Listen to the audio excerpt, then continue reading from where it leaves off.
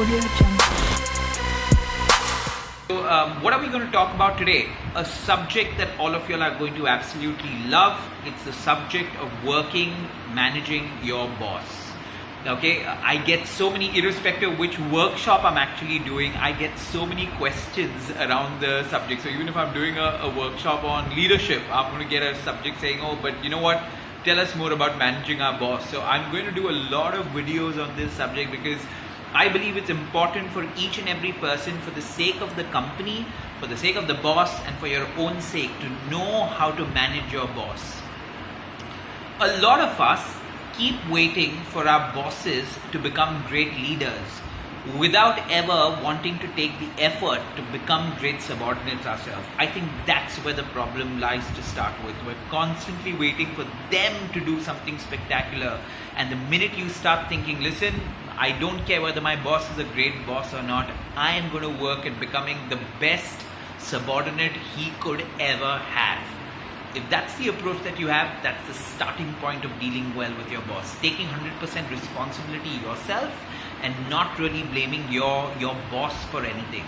Now, the problem with the boss-subordinate relationship, I think, largely happens because of culture. The boss, culturally, in the media and otherwise, is always projected as the villain, is always projected as the enemy.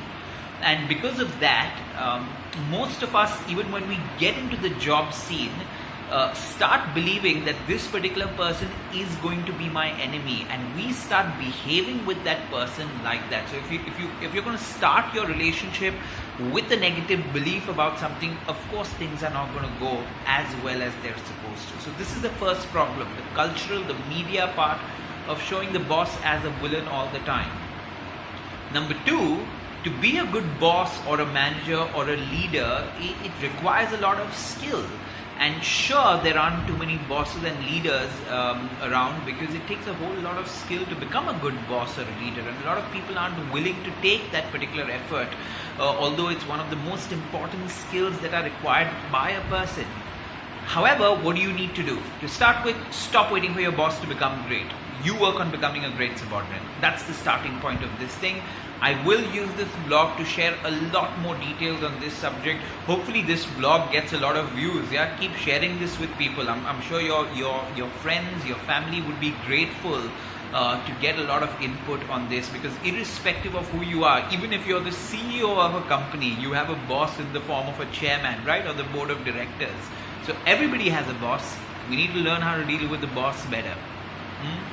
Thank you very much, blog. Tell me what you thought. Ask me whatever questions you have, irrespective of which platform you're watching this